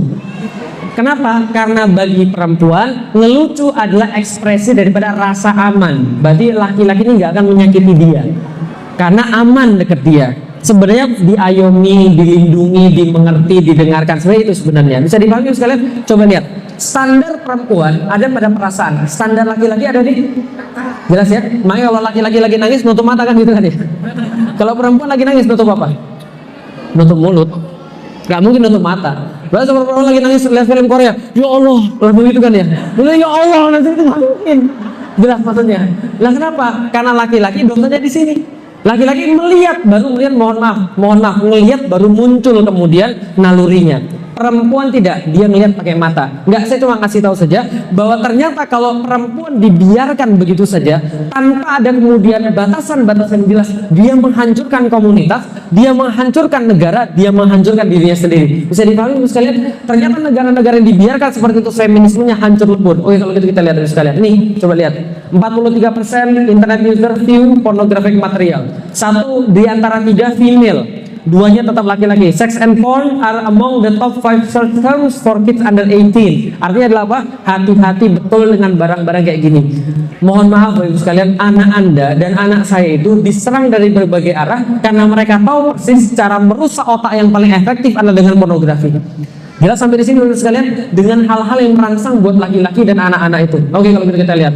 Kalau gitu kita lihat. Kenapa bisa begitu? Oke, masuk dalam materinya. Masih punya waktu? Sebentar ya. Oke, lihat. Ini kemudian standar kebahagiaan orang-orang sekuler. Orang sekuler, orang yang tidak punya agama, orang yang benci Islam, senantiasa mendewakan materi. Sehingga mereka menjadikan standar kebahagiaan adalah materi. Dalam hidup mereka selalu diukur begitu. Contoh, nih contoh. Orang kalau lulus yang diperhatikan ilmunya atau ijazahnya? Ilmu atau ijazahnya? Yakin ilmunya? Oke, kalau ada orang bilang, oh saya emang ilmunya. Oke, tanya sama dia, kamu lebih takut kehilangan ilmu atau kehilangan ijazah? Orang itu kalau sudah kehilangan ijazah udah takutnya setengah mati. Karena ini ijazah saya hilang, ijazah saya nggak bisa ngelamar. Orang punya ilmu mah tenang, kenapa ijazah boleh hilang, ilmunya sudah ada di sini. Sedih banget sekalian. Artinya apa? Orang terbiasa dengan materi. Contoh lagi, orang sukses itu dinilai dari apanya? Sukses materi. Dia S berapa gitu kan ya. Apalagi dia punya duit berapa. Oh itu perempuan tuh sukses banget, keren banget. Lagi alumni, oh gila ini keren banget teman gue. Kenapa? Dia perempuan, gajinya 2 digit bro. Setiap tahun dia pergi ke luar negeri, mobilnya keren, rumahnya bagus. Oh wanita karir banget sih. Ada seorang wanita S3, lalu kemudian dia punya gaji 2 digit juga, tapi dia resign, lalu kemudian dia ngurus anak. Apa kata ibunya? Eman deh, ngapain? Kamu tuh udah di sekolah tinggi-tinggi, sudah bagus gajinya. Ya Allah, soalnya jadi ibu itu hina banget sekalian. Ada seorang kelas 6 SD, nggak lulus SMP, nggak lulus SD, cuma sampai kelas 6, dia ngurus perempuan, pantas ngurus anak. Oh sekalian. Kenapa? Karena dia bodoh. Oh sekalian. Ini masalah besar. Kenapa? Karena semua diukur daripada standar kebahagiaan dalam materi. Ketika, catat baik-baik, ketika materi jadi standar kebahagiaan, maka orang kapitalis, wanita dan laki-lakinya mengejar yang namanya materi. Ketika materi yang dikejar, catat baik-baik, Anda nggak bakal menang dengan laki-laki. Jelas? Anda nggak bakal menang dari laki-laki. Catat baik-baik, Anda nggak bakal menang dari. Karena itu jangan berusaha saingi laki-laki dari bagian yang paling dia hebat. Feminisme tuh lucu, dia bilang kami dijajah laki-laki, kami dihinakan laki-laki, tapi dia ditanya, terus mau apa? Jadi kayak laki-laki. Paham ya sekali? Paham gak sih maksudnya kira-kira? Standar kebahagiaan mereka kok sama kayak laki-laki, padahal nggak bisa. Lah kenapa nggak bisa? Lihat, laki-laki punya hormon berbeda nggak dengan hormon perempuan? Laki-laki beda, perempuan beda. Ada nggak perempuan yang sukses untuk mengatur perusahaan, sukses untuk mengatur negara? Ada atau tidak? Ada, tapi hormonnya berubah. The Iron Lady. Apalagi misalnya. Jadi sudah ada penelitian, baca aja di bukunya Alan and Barbara Pease, Why Men Don't Listen and Women Can Read Maps. Itu ada di situ dikatakan perempuan-perempuan yang jadi CEO dan berhasil, maka tubuhnya berubah karena hormonnya berubah. Apa yang berubah? Muncul bulu-bulu yang di tempat yang tidak seharusnya. Mohon maaf, dadanya jadi rata. Nah, kenapa? Karena hormonnya sudah berubah. Hormon itu yang menyebabkan bentuk tubuh kita seperti apa. Bisa dipahami sekalian. Dan kalau misalnya mereka sukses, mereka benar-benar jadi kejam kayak laki-laki. Sedangkan perempuan bukan dinilai dari situnya. Perempuan itu justru kekuatannya di mana? Di cepat nangisnya, di perasaannya, gitu ya, di kemudian care-nya. Itu saya diemin anak-anak saya susahnya setengah mati. Tapi begitu ibunya nangis, saya bilang, tuh ibumu nangis. Semua diem. Gak ada yang berani ngomong sama sekali. Bahkan ikut nangis juga mereka. Kenapa? Karena afektif itu kadang-kadang lebih penting daripada kemudian suara bapak-bapak yang keras. Saya dipahami sekalian. Nah, ini kekuatan perempuan. Jangan menyaingi laki-laki dari bagian yang dia paling jago. Coba lihat nih. Sedangkan di dalam Islam, lelaki dan perempuan itu bukan materi yang menjadi penentunya, tapi yang jadi penentunya apa? Kebahagiaan di dalam Islam itu disandarkan pada Allah. Maka kalau disandarkan pada Allah, laki-laki punya jalur perlombaan sendiri, perempuan punya jalur perlombaan sendiri. Bisa dipahami sekali. Kita nggak berkompetisi, kita sedang berlomba di jalur masing-masing. Gitu kan ya. Oke, kalau gitu coba kita lihat. Suatu waktu seorang wanita bernama Asma datang, ya Allah, ya Rasulullah, aku korbankan bapak demi dan ibuku demi dirimu ya Rasulullah. Saya adalah utusan para wanita yang berada di belakangmu. Sesungguhnya Allah mengutusmu untuk seluruh laki-laki dan wanita. Tapi ternyata wanita dan laki-laki berbeda. Lah kenapa? Laki-laki itu dapat semuanya, kami nggak dapat apa-apa. Laki-laki kalau sholat paling depan, kami di belakang. Laki-laki kalau misalnya jihad boleh, kami nggak boleh jihad. Laki-laki dapat warisan banyak, kami nggak. Padahal kami yang nyuciin baju mereka, kami yang ngurusin anak mereka, kami yang memuaskan mereka. Lalu bagi kami dapat apa? Kata Rasulullah, sampaikan pada seluruh wanita-wanita yang mengutus engkau, maka seluruh yang dilakukan oleh laki-laki itu sama seperti yang kalian lakukan. Paham maksudnya? Jadi seluruh yang dilakukan oleh laki-laki di luar rumah itu semua bagi kalian di dalam rumah. Artinya kalau suaminya pergi sholat subuh, istri dapat pahala sholat subuh berjamaah walaupun istrinya sholat di rumah. Aslinya suaminya berjihad, dia lagi nyuci, dapat pahala jihad. Itu yang menjadi sebab kenapa dalam fikih laki-laki dapat duit di luar itu dikasih pada istrinya di rumah. Karena seluruh yang didapatkan oleh laki-laki di luar itu dikasih pada istrinya di rumah, termasuk duitnya. Itu yang kalian Anda mau kan itu, kasih tahu Ustaz, kita akan viralkan saat ini. Paham sekalian. Jadi gini maksudnya. Ibu-ibu gak usah khawatir. Begitu kemudian dia punya suami, suaminya dapat apapun di luar itu bagi istri di rumah. Masya Allah, sangat adil sekali di dalam Islam. Kenapa? Karena suami itu sama istri itu saling menanggung. Maka ketika suaminya dapat di luar bagi istrinya, apalagi kemudian lihat bagaimana kemudian tolak ukur kebahagiaan wanita. Barang siapa diamani Allah seorang putri, bila mati tidak ditangisi, bila hidup secara baik dia dapat jaminan surga. Cuma ada pada perempuan, nggak ada pada laki-laki. Wahai Rasulullah, siapa yang berhak untuk ditaati antara bapakku dan ibuku? Siapa duluan? Ibumu. Yang kedua siapa lagi? Ibumu. Yang ketiga siapa lagi? Yang keempat baru. Berarti bapaknya berapa? 1, ibunya berapa? 3, bagus. Ibunya ada 3. Enggak, itu tafsir sesat. Maksudnya ibu itu 3 kali lipat daripada ayah. Artinya bapak sama ibu manggil, nah, yang dijawab pertama kali siapa? Ada apa bu? Oke, ibunya sudah memenuhi keperluan dia. Baru bapak ada apa? Mohon maaf tadi ibu manggil saya. Dipanggil lagi, nah, dia balik lagi ke ibunya. Kenapa? Dia mementingkan ibunya 3 kali lipat daripada bapaknya. Kenapa? Karena ini penting sekali. Kenapa? Eksekusi teknis pendidikan anak-anak ada pada ibu. Kalau anaknya rusak, ibunya dapat dosa 3 kali lipat bapaknya. Kalau anaknya baik, ibunya dapat pahala insya Allah 3 kali lipat bapaknya. Kira-kira begitulah. Bukan pasti, tapi kira-kira karena ibu-ibu yang ngambil eksekusi teknisnya. Bisa dipahami sampai di sini? Oke, kalau gitu kita lanjut lagi Bapak sekalian. Nih, mukmin yang paling sempurna imannya adalah paling baik terhadap akhlaknya di antara mereka, dan sebaik-baik di antara mereka adalah yang paling baik terhadap istrinya. Jadi tidak ada yang bisa diharapkan bagi seorang laki-laki yang sudah jelek akhlaknya pada istrinya. Lah kenapa? Sama istrinya saja dia tidak bisa baik, padahal tiap hari ketemu, apalagi pada yang lain. Paham ya? Kasih tahu sama seorang suami, cara ngukur akhlak itu ada pada istri. Andai kan pada istri dia nggak bisa baik, dia sulit baik pada yang lain. Andai kan sama teman-temannya dia bisa baik, tapi sama istrinya dia tidak bisa baik, maka dipertanyakan keimanannya dan dipertanyakan akhlaknya pada Allah. Lah kenapa? Kalau dia bisa baik sama teman-temannya, dia harus bisa lebih baik sama istrinya. Lah kenapa? Istrinya itulah yang paling dekat pada dia, dan tanggung jawab dia yang paling besar itu pada istrinya. Jelas sampai di sini? Oke, kalau gitu itu adalah kemudian Islam. Dunia itu perhiasan. Sebaik-baik perhiasan dunia adalah wanita salehah. Dalam hadis yang lain Rasul katakan ada 4 kebahagiaan seorang laki-laki. 1, rumah yang baik, rumah yang luas. 2, kendaraan yang baik, kendaraan yang tidak macam-macam. Yang ketiga, tetangga yang baik. 4, wanita yang solehah yang menjadi istrinya. Berarti di antara keempat ini kalau harus pilih satu siapa? Wanita solehah. Maka Anda tidak perlu kendaraan, Anda tidak perlu rumah, Anda tidak perlu tetangga yang baik. Sudah cukup satu itu aja, karena itu persyaratan yang terbaik. Bisa dipahami sekalian? Oke, mungkin kita lihat lagi. Nih, kepada orang muslim, laki-laki dan perempuan itu sama. Dalam bidang apa? Dalam bidang ibadah pada Allah Subhanahu wa taala. Andaikan mereka beriman, andaikan mereka beramal soleh, andaikan mereka berzakat, mereka berdakwah, mereka sholat, Allah menyayangi mereka semua. Tapi jangan iri, memang Allah karuniakan sebagian lebih besar daripada sebagian yang lain. Allah karuniakan perempuan, ada yang lebih tinggi daripada laki-laki. Allah karuniakan laki-laki, ada yang lebih tinggi daripada perempuan. Jangan iri untuk bekerja sama. Karena kalau sama, ngapain nikah? Paham ya?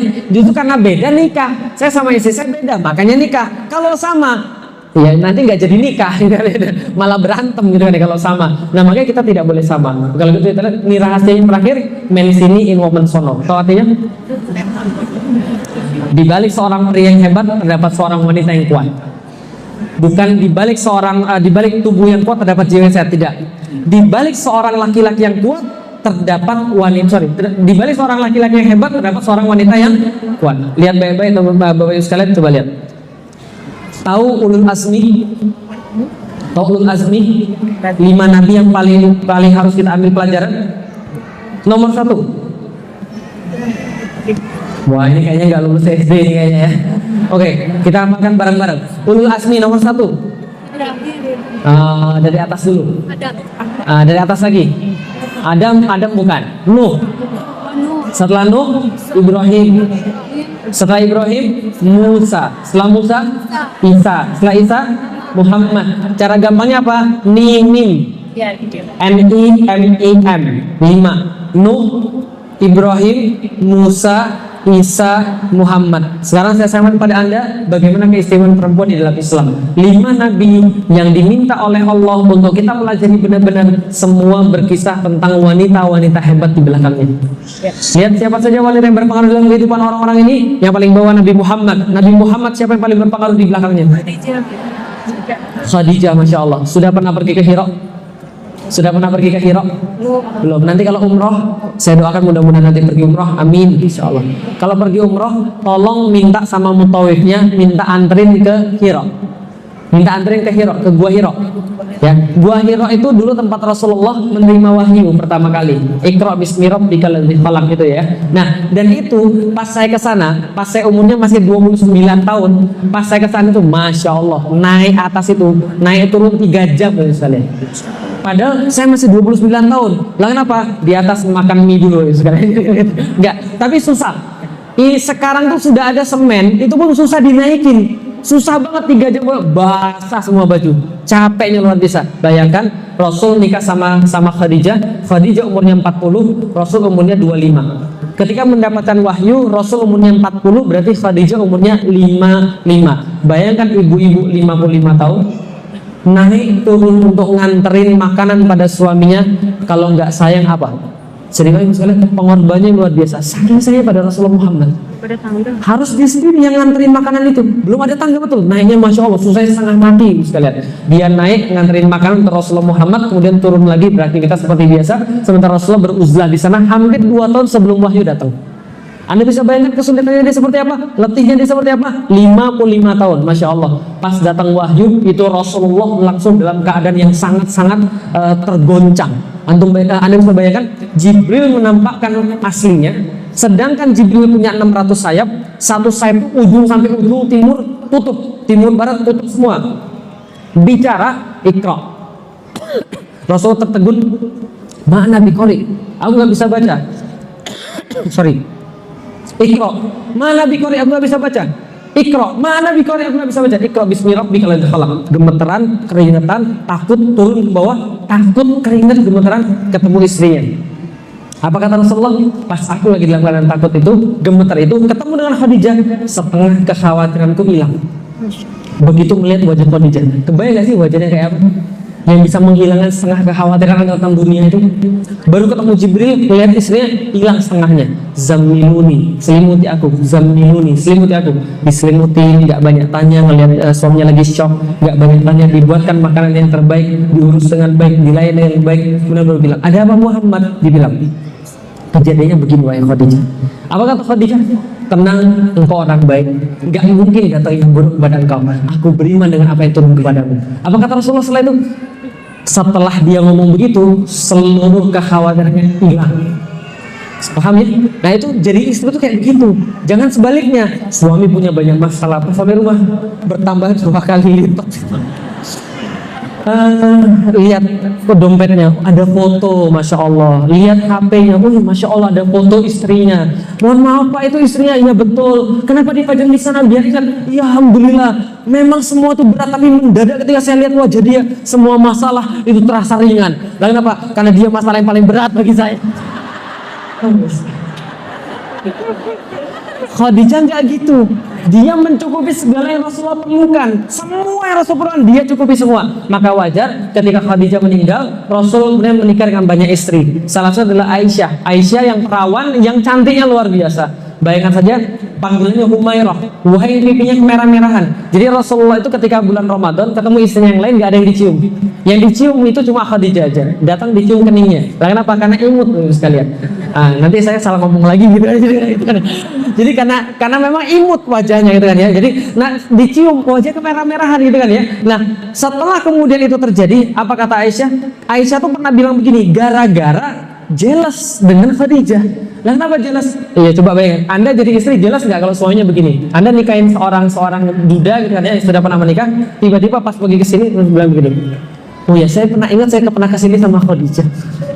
Lagi makan, saya pernah makan sama Khadijah. Ketika kemudian datang kerabatnya Khadijah, langsung didatengin, gimana kabarnya? Ya saya masih Khadijah terus yang diomongin. Akhirnya kemudian Aisyah bilang, ya Rasulullah, bukankah engkau sudah digantikan dengan seorang perempuan yang cantik kayak saya? Kenapa kamu masih sebut-sebut Khadijah? Yang maklum, jelas itu kan masih anak muda.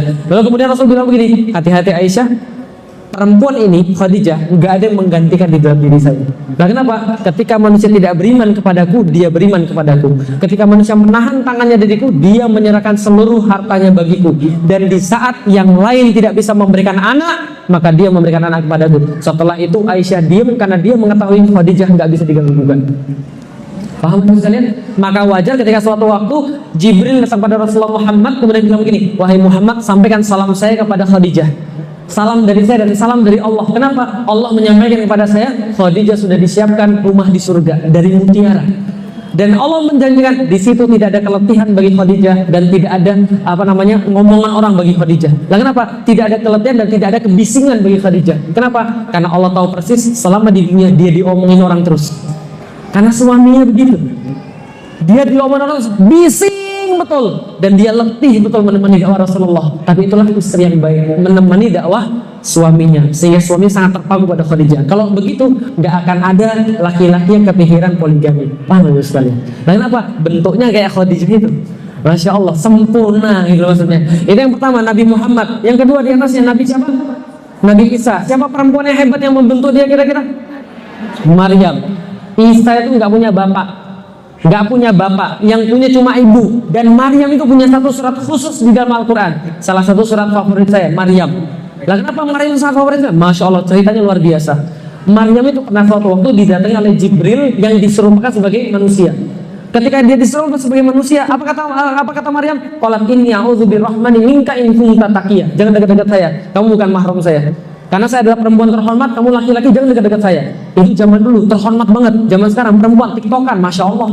Emang lagi cantik, Iqbal apa-apa ya. Aduh ya Allah. Dan kok saya jadi apa itu?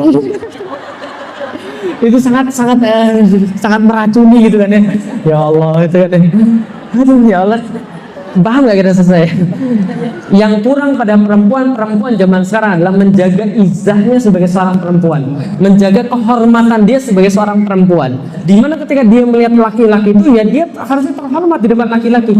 Ibu-ibu tahu, pertama kali setelah saya nikah, saya bilang apa sama istri saya? Pertanyaan saya satu, kenapa kamu dulu nggak mengucapkan selamat bagi saya masuk Islam? Nah, dia sekelas sama saya masuk Islam 2002, kita masuk kelas yang sama di IPB 2001, tapi satu-satunya manusia yang nggak mengucapkan selamat masuk Islam kepada saya di kelas saya itu istri saya. Yang sekarang jadi istri saya. Apa dia jawab? Maklum. Oh, nggak salah pilih. Ya itu gue saja. Nggak jadi gini Bapak sekalian. Satu-satu yang kemudian kita kurang adalah rasa malu ini. Nah, Maryam menjadi seorang perempuan yang sangat menjaga kehormatan dia. Maka ketika dia melahirkan seorang anak, anaknya pun terjaga kehormatannya sampai akhir zaman. Namanya siapa? Isa ibnu Maryam. Dilahirkan oleh orang biasa, bukan nabi, bukan rasul, tapi orangnya ibunya. Pas lagi kemudian dia hamil, dia doakan, ya Allah, menjadi bertakwa ya Allah, menjadi bertakwa ya Allah. Wah, perempuan yang lahir nggak apa-apa, taat sama Allah, dikasih mihrab khusus untuk sholat terus kemudian pada Allah, mendekatkan diri pada Allah. Anaknya namanya Isa ibnu Maryam. Hebat ini perempuan di belakangnya, keren, menjaga kehormatan. Makanya katanya berdasarkan satu hadis dikatakan begini, wanita yang paling mulia di dunia adalah Maryam, sedangkan wanita yang paling mulia di surga adalah Khadijah. Jelas sampai di sini? Ini dua ini khusus. Oke, naik lagi ke atas. Nabi Musa. Siapa yang perempuan yang hebat di belakangnya? Siapa perempuan hebat di belakangnya? Bukan. Fir'aun bukan. Istri Fir'aun bukan. Siapa hebat di belakangnya? Ada di situ yang disebutkan. Ketika Allah menceritakan tentang Nabi Musa, pernah baca nggak? Ummi Musa. Nggak dikasih tahu namanya siapa. Namanya Ummi Musa. Ibunya Musa disuruh menghanyutkan anaknya di atas sungai. Kenapa? Karena kalau hidup ini pasti dibunuh. Yudzabihuna abna'akum wa yastahyuna nisa'akum. Akan disembelih yang laki-laki, dibunuh yang perempuan. Maka hanyutkan di atas sungai, kata Allah. Ibunya bilang, ini semua dihanyutkan di atas sungai. Dan kenapa? Anda coba bayangkan, Anda melihat anak Anda mati di depan mata Anda dengan menghanyutkan anak Anda di atas sungai, yang Anda nggak tahu juntrungannya di mana, kira-kira lebih sakit mana? Dihanyutkan. Kenapa? Karena kita nggak tahu apa-apa. Lah kalau ada mayat bisa dikuburin. Kalau ada mayat bisa kemudian disolatin. Ini kita nggak tahu apa-apa, mayatnya di mana, kita nggak bisa ngapa-ngapain, kepikiran terus, nggak pasti, gantung itu maksudnya. Tapi apa kata Allah? Tenang saja, ikhlas sama Allah, nanti Allah kembalikan pada kamu kalau kamu ikhlas. Ya sudah, bismillah. Apa kata Allah? Menjadilah kemudian hatinya Musa farigha, kosong, hampa. Karena nggak Anda kehilangan sesuatu yang menjadi tujuan hidup Anda? Merasa nampak saja malas gitu kan, kira-kira hampa. Tapi Allah kembalikan pada dia. Dan apa yang Allah sifatkan tentang Musa? Karena ibunya ikhlas, Allah katakan wa kana mukhlasan wa kana rasulan nabiyya. Musa ikhlas karena ibunya ikhlas. Jelas dari sini? Oke, naik lagi ke atas. Siapa lagi? Nabi Ibrahim. Siapa Nabi Ibrahim di sampingnya? Istrinya siapa namanya? Hajar. Hajar itu siapa? Istrinya Nabi Ibrahim, punya anak pertama Ismail. Setelah punya anak kedua namanya Ishak, maka Ismail disuruh untuk kemudian memindahkan Hajar pergi ke satu tempat. Jalanlah mereka 1233 km. Itu kalau di Indonesia sudah Jakarta ke Surabaya, jalan kaki sekalian. Itu kosong, nggak ada orang sama sekali, capek berbulan-bulan jalan. Tiba-tiba di situ, tiba-tiba Ibrahim pergi. Kalau Anda kira-kira dibawa ke hutan, tengah-tengah hutan gitu, nggak ada sinyal, nggak ada apa, tiba-tiba suaminya pergi, kira-kira gimana? Kira-kira apa yang Anda bilang sama suaminya? Bunuh aja saya sekalian. Tapi tidak. Istri Nabi Ibrahim berkata begini, mau kemana Ibrahim? Gak dijawab. Mau kemana Ibrahim? Gak dijawab. Istri yang pintar, gak dijawab dua kali, ganti pertanyaan. Ibrahim mau kemana? Karena kemudian ditanya Ibrahim mau kemana? Ini apakah ini adalah perintah Allah? Karena sudah bawa Allah, dia balik badan berkata, kalau bukan karena Allah, aku nggak bakal mau meninggalkan kamu. Apalagi meninggalkan anak ini. Anaknya masih digendong. Ismail baru lahir dalam kain lampin. Maka kemudian apa kata ibunya? Ini penting. Ibunya berkata, kalau ini perintah Allah, maka pergilah Ibrahim. Sekali-kali Allah tidak mungkin menelantarkan hamba-hamba seperti kita. Karena ini adalah perintah Allah, sudah perintah, nggak mungkin Allah telantarkan. Ibrahim pergi, dia sama anaknya panik, air habis, nggak ada kemudian makanan, dia cari air, taruh anaknya, lari ke sofa. Lihat di sofa nggak ada air, lari ke marwah, nggak ada air, lari ke sofa lagi, 7 kali bolak-balik. Munculnya airnya di mana? Di kakinya Nabi Ibrahim. Di kakinya Nabi Ismail. Kalau Anda jadi Hajar, kira-kira gimana? Ya Allah, kenapa nggak dari tadi? 7 kali bolak-balik. Tapi coba lihat baik-baik pelajarannya apa? Sia-sia nggak kira-kira Hajar bolak-balik 7 kali? Nggak sia-sia, Anda ikut-ikutan semua kok. 7 kali bolak-balik itu Anda kira itu perbuatan siapa? Perbuatan Hajar. Untuk memperingati kalau Anda niatnya karena Allah, lakukan saja. Allah pasti akan kasih Anda yang Anda mau. Cuman yang Allah kasih bisa jadi bukan di tempat yang Anda cari. Bisa jadi tempat yang lebih baik. Karena Allah tahu apa yang Anda perlukan. Allah tahu di mana ngasih yang paling bagus. Allah tahu kapan ngasih yang paling tepat. Allah tahu cara yang paling indah untuk ngasih pada Anda. Asal Anda berusaha, sa'i. Ayo berusaha, sa'i. Jangan kemudian malas-malasan, ayo sa'i. Ini maksudnya, bisa dimana ibu sekalian? Masya Allah, dengan bunda kayak gini, tumbuh anak, dibesarkan dengan zam-zam, keren banget anaknya. Ismail bantu bapaknya terus, lama-lama dia menemukan bapaknya. Pak, kok bapak galau sih? Tapi ini tolong diartikan dengan baik, nanti jadi masalah lagi gitu kan ya. Baik, kok bapak galau sih? Bolak-balik. Iya nak, saya semalam mimpi apa nak? Suruh nyembelih kamu. Ya Allah, kalau misalnya anaknya zaman sekarang, bapak tidak bertanggung jawab, sudah lama tidak datang nyembelih saya kan ya. Tapi anaknya bilang enggak, Pak, bapak yakin ini perintah Allah? Saya sudah mimpi 3 hari dan saya yakin ini adalah waktunya untuk nyembelih kamu nak. Benar perintah Allah? Benar nak, ini perintah Allah. Apa kata anaknya? Pak, kalau ini perintah Allah, maka tajamkan pisaumu, buka baju saya, supaya ibu saya tidak melihat percikan darah saya dan tidak kemudian dia sedih, maka potonglah saya, sembelihlah saya, engkau akan menemukan dari ubun-ubun saya sampai ke ujung kaki saya semua bersabar pada Allah Subhanahu wa Ta'ala. Itu kata-kata siapa mirip? Ismail. Kata-kata siapa yang dimiripin? Kata-kata yang mirip banget. Kalau ini perintah Allah, lakukan. Kalau ini perintah Allah, lakukan. Betul begitu. Emaknya persis anaknya. Anaknya kopian emaknya. Bisa dipahami gitu sekalian. Lihat paling atas, Nabi Nuh. Tapi ini ceritanya agak jelek. Anaknya, ayo naik. Gak usah Pak, makasih. Saya naik gunung aja Pak. Jangan gunung tenggelam. Enggak, gunung tinggi kok. Enggak tenggelam nak. Enggak, saya naik gunung aja. Kenapa dia nggak mau naik? Ibunya nggak mau naik. Lihat baik-baik ketika Allah menceritakan Nabi Nuh, Allah menceritakan Nabi Ibrahim, setelah itu Allah pakai ayat begini, begitulah tanaman-tanaman yang baik muncul dari tanah-tanah yang baik. Ngeri kan? Begitulah tanaman-tanaman yang baik muncul dari tanah-tanah yang baik. Maksudnya tahu? Allah katakan dalam ayat yang lain, laki-laki itu tukang tanam, perempuan itu tempat bertanam. Jelas maksudnya? Kalau andai kan Anda punya benih yang bagus, saya orang pertanian, percaya deh pada saya dalam bidang ini. Nah, saya orang pertanian, kalau Anda bawa benih yang bagus, Anda tanam di pasir, tumbuh nggak? Tumbuh kecambah dong terus mati. Sekalian. Tapi kalau Anda benihnya biasa, Anda tanam pada Anda tanam pada tanah yang baik, dia akan menjaga tanaman itu, akan membungkusnya ketika masih kecil, menumbuhkan, memberikan segala yang dia punya untuk jadi unsur hara, menumbuhkan tanaman itu, lalu tanaman akan banyak kemudian berkembang, lalu kemudian berbunga, lalu berbuah, bermanfaat bagi yang lain. Kira-kira tanah itu ibunya atau bukan kira-kira? Iya. Makanya betul cari tanah-tanah yang baik itu ibunya. Balik lagi kepada pembahasan kita tentang karunia terbaik bukan wanita, buat wanita. Allah memberikan kemudian pada wanita karunia terbaik yaitu adalah Islam. Maka ketika Anda sudah Islami, menjadi apapun Anda pasti ditolong oleh Allah Subhanahu wa Ta'ala.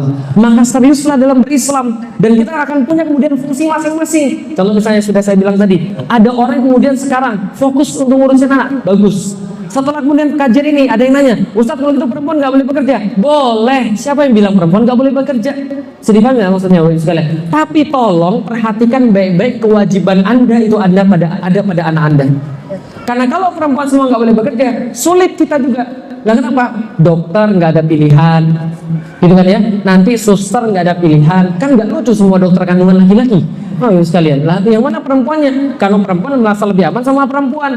Suster yang perempuan, apalagi pekerja-pekerja yang lain. Nanti kalau misalnya Jumatan laki-lakinya pergi, bisa perempuan yang jaga dan sebagainya. Tapi tolong perhatian baik-baik. Anda tercipta di dunia ini punya satu kelebihan yang nggak bisa dipunyai oleh laki-laki adalah bagaimana cara untuk mengurus anak ini agar jadi generasi ke depan. Insya Allah, saya yakin kalau ini sudah difahami semua, generasi ke depan setelah ini, insya Allah generasi yang telah membangkitkan Islam. Insya Allah. Takbir. Alhamdulillah, kalau mama sudah takbir itu ngeri, luar biasa. Oke, yang terakhir, ini adalah satu rahasia saya sama istri saya. Ketika saya sama istri saya belum nikah, saya minta dia untuk ngafalin hadis ini. Ini hadis riwayat Baihaqi. Ini oleh-oleh buat ibu-ibu sekalian ketika di rumah. Hadisnya riwayat Baihaqi, insyaallah sahih. Ingatlah kata Rasulullah Sallallahu Alaihi Wasallam, aku telah memberitahu kalian tentang istri-istri kalian yang menjadi penduduk surga. Siapa mereka? Yaitu yang penyayang, banyak anak, dan banyak memberikan manfaat buat suaminya. Jadi ada empat syarat perempuan yang akan disayang oleh Allah yang masuk surga. Satu adalah apa? Yang menjadi penduduk surga yaitu penyayang. Penyayang itu apa? Penyayang, tutur katanya lembut, bisa ngurus anak dengan baik. Itu definisi orang Arab tentang penyayang. Yang kedua, yang banyak anak, yang sudah punya 3 anak, angkat tangan. Nah, bagus, sudah kuota. Yang dua, yang masih 2. Nah, tambah 1 lagi ya. Baik. Yang banyak memberikan manfaat bagi suaminya. Maksudnya adalah dia banyak memberikan kebaikan bagi suaminya. Yang keempat, ini yang saya minta istri saya hafalin sebelum nikah. Yang jika dia menyakiti suaminya atau dia yang disakiti oleh suaminya, ya ingat-ingat ya, yang disakiti atau yang menyakiti, maka dia segera menghambur datang pada suaminya, lalu kemudian dia berkata pada suaminya, wahai suamiku, aku tidak bisa tidur sebelum engkau meridhoi aku. Keren nggak kira-kira? Romantis nggak kira-kira? Oke, kira-kira rumah tangganya Ustadz ada banyak masalah atau tidak? Ada, dan kadang-kadang masalahnya sederhana. Masalahnya gini, laki-laki itu nggak mau dengar kata terserah. Laki-laki itu nggak suka dengar kata terserah. Kalau perempuan dengar kata terserah mungkin biasa, tapi kalau laki-laki nggak mau. Nah, kenapa nggak mau? Ini saya ajarin. Laki-laki itu otaknya yang paling penting daripada laki-laki itu adalah dihargai. Dihargai berapa Ustaz? Ya dihargai rendah juga nggak apa-apa sih. Nggak, jadi dihargai. Contoh misalnya, jangan tanya sama laki-laki, kamu bisa nggak? Jangan. Kamu bisa nggak benerin atap? Jangan. Itu dia tersinggung nanti. Lain apa? Kalau antum tanya bisa atau tidak, saya bisa tapi saya nggak mau. Jangan tanya bisa atau tidak, karena itu melukai harga diri laki-laki. Tanya mau nggak? Ya, tanya mau nggak? Ini kan cuma bisa dan mau. Ya tapi ini bahasa, ini penting. Nah, paham ya? Mau nggak? Mau nggak? Itu lebih bagus. Kamu bisa nggak sih? Kalau bisa nggak? Ini nantangin dia tuh seolah-olah nggak bisa gitu maksudnya. Gitu maksudnya. Jadi oke ya. Oke. Terserah. Gimana hubungan terserah dengan harga diri? Gini. Ditanya sama kemudian laki-laki. Kamu mau makan apa? Jawabannya apa tadi? Terserah. Itu laki-laki pas nanya mau makan apa, dia tuh mengharapkan perempuan jawab yang spesifik. Karena kalau dia jawab sesuatu, contoh, saya mau makan ikan, dan laki-laki bisa memenuhi, itu akan membuat dia merasa harga dirinya tinggi. Paham ya? Karena dia memenuhi sesuatu, dia merasa apa ya, kayak pahlawan gitu loh maksudnya. Dia merasa bisa membahagiakan istrinya. Tapi kalau jawabannya terserah, bubar semuanya itu sudah nggak ada lagi. Dia merasa dilecehkan, terserah. Ya udah kalau gitu kita makan ayam aja. Enggak, kan semuanya sudah makan ayam, bosan. Ikan aja, enggak, ikan amis. Capcay aja, enggak, capcay nggak enak. Karedok, udah karedok mentah. Terus mau makan apa? Terserah. Itu kalau gitu nggak usah makan.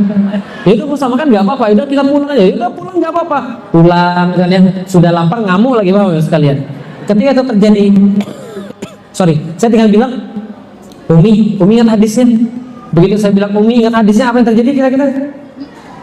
Yang terjadi semuanya kita sudah tahu. Karena sudah ada hadisnya, Alhamdulillah sekalian. Tapi andaikan kemudian dia tidak pernah diajari hadis semacam ini, kira-kira pas dia lagi marah kita tanya, Umi hadisnya, dia jawab, terus gue bilang ngomong gini, tahu ya sekalian. Karena dia tidak taat sama Allah. Maka cari seorang perempuan yang taat sama Allah, cari seorang laki-laki yang taat sama Allah. Kalau sudah nikah, bareng-bareng taat sama Allah. Gimana cara Ustaz? Dia nggak bisa diajak pengajian Ustaz. Saya sudah sampaikan kemarin. Kasih video-video, kasih tulisan-tulisan. Insya Allah laki-laki itu bukan Fir'aun, paham ibu sekalian? Maka kalau dia bukan Fir'aun, pelan-pelan disadarkan. Jangankan laki-laki Anda, Fir'aun aja takut sama perempuan kok. Dia sudah bunuh orang 3.000 per hari. Sedangkan istri bilang, gak apa-apa lah bang, kita urusnya satu ini. Gak apa-apa lah bang, harus dibunuh. Gak apa-apa bang, kita urus saja. Ya sudah, gak apa-apa, terserah lu, asal kamu bahagia aja.